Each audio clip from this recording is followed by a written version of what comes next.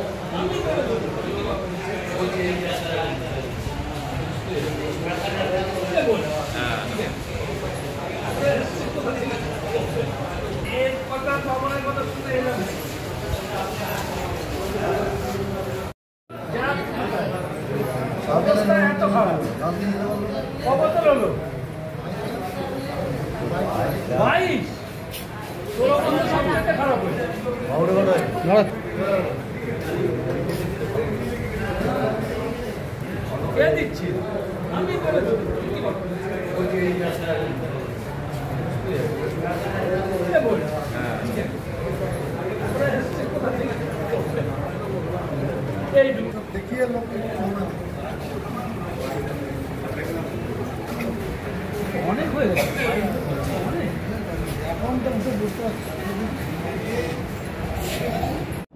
হ্যাঁ, এরকম একটা খবর আমাদের কানে এসছে। আমাদের কানে আসার পর সঙ্গে সঙ্গে আমরা খোঁজখবর নিয়ে দেখেছি যে শুধু আমাদের এখানে না, ওই বাড়িতে নিমন্ত্রণ বাড়ি খেয়ে অনেকেই অসুস্থ, বিভিন্ন হসপিটালে তারা আছেন। আমরা খবরটা পাওয়ার পর আমরা হাসপাতালে ভিজিট করেছি, সুপারের সঙ্গে কথা হয়েছে যে এই মুহূর্তে মেল ওয়ার্ডে 6 জন এবং ফিমেল ওয়ার্ডে 6 জন ভর্তি আছে। সবারই সেম সিমটমস। এখন হাসপাতাল আমাদের সিআইসি হেলথ নূরে জামাল আছে, উনি হাসপাতালেও গিয়েছিল, গিয়ে পেশেন্টদের সাথেও কথা বলেছে, দেখেছে এখন স্টেবল। এখন স্টেবল, মানে আউট অফ ডেঞ্জার। হ্যাঁ, ওই বিষক্রিয়া থেকে একটি নিমন্ত্রণ বাড়িতে তাদের ইনভাইট ছিল, শ্রাদ্ধ বাড়িতে, সেখানে খেয়েই সবারই এক সিমটমস। ভাটপাড়া জেনারেল হসপিটালে মেল ওয়ার্ডে আছে 6 জন আর ফিমেল ওয়ার্ডে আছে 6 জন। আরও বিভিন্ন জায়গায় শুনেছি রানাঘাট এইসব জায়গায় আছে, সেটা তো খবর আমরা পাইনি, কিন্তু আমাদের এই ভাটপাড়া স্টেট জেনারেল হসপিটালের খবরটা আমরা নিয়েছি। তারা স্টেবল কন্ডিশন, ফুড পয়জন। হ্যাঁ, আমরা সুপারের সঙ্গেও কথা হয়েছে, সুপারও বললো এটা ভয়ের কোনো ব্যাপার নেই। দেবজ্যোতি ঘোষ।